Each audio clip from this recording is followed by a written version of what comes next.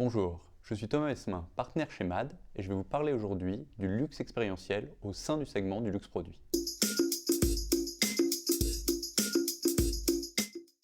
Contrairement à ce que l'on pourrait intuitivement penser, le luxe expérientiel est un segment aussi gros, voire plus gros que celui du luxe produit. Depuis une dizaine d'années, le luxe expérientiel a quasi systématiquement surperformé le luxe produit, exception faite de 2020 due au Covid, au point de le rattraper puis de le dépasser en taille de marché.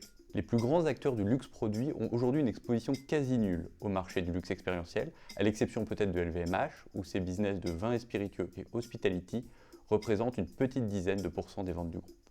Néanmoins, ces dernières années, l'expérience est devenue une marotte pour de nombreux groupes et maisons de luxe produits. Alors comment se joue le luxe expérientiel au sein du luxe produit? C'est le sujet du jour. Le premier stade de l'expérience au sein d'une maison s'incarne souvent dans son espace physique au travers d'une signature expérientielle qui se doit d'être unique, différenciante, propriétaire. Cette signature expérientielle s'incarne par la recherche d'un souvenir mémorable généré par des moments iconiques clés du parcours client. Ces dernières années, bon nombre d'acteurs clés du luxe ont mené un travail de fond pour amener leur signature expérientielle à un niveau toujours plus abouti.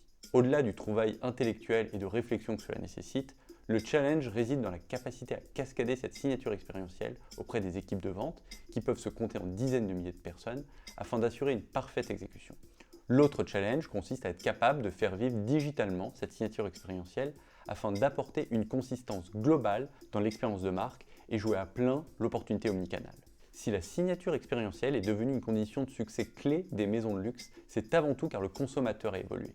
Il a aujourd'hui des attentes extrêmement élevées parce que ses points de repère ont évolué à la hausse. Ces 10 dernières années, le monde des consumers, bien au-delà du luxe, s'est considérablement transformé sur l'expérience retail.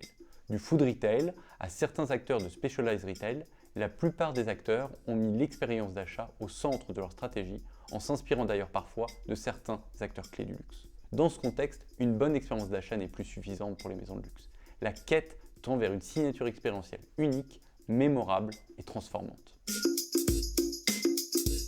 Jusque dans un passé proche, le traitement client hors des murs de la boutique se résumait souvent à un choix binaire. Un traitement exclusif réservé aux VIC, c'est-à-dire à une infime minorité de la base client de la maison. Un traitement CRM plus masse, basé généralement sur des campagnes d'emailing plus ou moins personnalisées. Depuis plusieurs années, certaines maisons jouent une carte intéressante, amener au produit via l'expérience. Je n'achète plus simplement un produit pour ce qu'il est intrinsèquement, mais pour l'expérience qui est attachée, qu'elle soit pré-achat ou post-achat. Cette stratégie est particulièrement porteuse sur des populations jeunes qui s'accomplissent désormais davantage dans le fait de vivre des moments que dans l'acquisition ou la possession de biens matériels. Pop-up, pop-in, exposition, café et toute autre expérience destinée à une audience relativement large sont devenues légion, même si le Covid a souvent réduit le champ des possibles sur ces 12 à 15 derniers mois. Le principal challenge de cette tendance est sans aucun doute la scalabilité. Créer des concepts expérientiels différenciants et nombreux, mais surtout être capable de les opérer partout et qualitativement. Dans ce domaine, force est de constater que les leaders ont un avantage significatif. La taille de leurs organisations permet de bénéficier de larges champs de compétences en centrale et en local. Néanmoins, encore faut-il que leur process interne leur donne l'agilité permettant de leverager cet avantage. L'autre challenge est celui du ROI.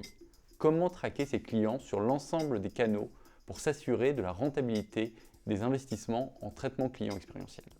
Sur le sujet du ROI, notons que les best-in-class arrivent à maîtriser les deux inconnus de l'équation. Le R, bien sûr, c'est-à-dire les revenus par client, mais aussi le I, c'est-à-dire la capacité à mettre le bon niveau d'investissement pour chaque typologie d'initiative. L'expérience comme source de revenus est un sujet souvent évoqué, mais jamais réellement craqué. Alors une réponse première et simple, qui peut être portée au niveau des groupes, consiste à développer, souvent via acquisition, des actifs de luxe expérientiel, comme par exemple le rachat de Belmonte par LVMH ou le développement des hôtels Cheval Blanc. L'autre réponse, beaucoup moins simple mais extrêmement intéressante, serait de considérer que certaines maisons de luxe produits pourraient à terme faire de l'expérience une source de revenus. Alors évidemment, cela existe parfois, Bulgari Hotel, Spa Dior, restaurant Louis Vuitton au Japon, mais cela relève davantage d'initiatives isolées que de la construction de business ayant le potentiel de devenir à terme des relais de croissance significatifs au niveau de la maison. Bien entendu, l'effet taille pourrait effrayer. Si on voulait construire un business qui ferait bouger l'aiguille de l'ordre de 10% pour des maisons telles que Louis Vuitton, Gucci ou Chanel, il faudrait que ce business génère autour d'un bon milliard d'euros de chiffre d'affaires. Mais nous parlons de marques fortes et d'un segment de taille conséquente, Donc en y ajoutant une composante temps, nous sommes probablement dans le champ des possibles. Deux autres points sont plus complexes. Déjà la question de la légitimité. Les grandes maisons de luxe produits trouveront-elles un segment du luxe expérientiel où elles pourront légitimement s'exprimer sans risquer de mettre à mal leur brand equity? Autre point, l'équation financière. Le luxe expérientiel présente, dans la majorité de ces segments, des business models moins vertueux que le luxe produit, avec notamment des profils de marge, bruts et opérationnels, sensiblement inférieurs. Au-delà de trouver le segment approprié, les maisons de luxe produits devront donc également inventer leur propre modèle économique afin de créer des relais de croissance vertueux. Le challenge n'est pas simple, mais reste excitant et le nombre de projets dans les cartons nous laisse penser que les 12 à 24 prochains mois seront très instructifs sur ce sujet.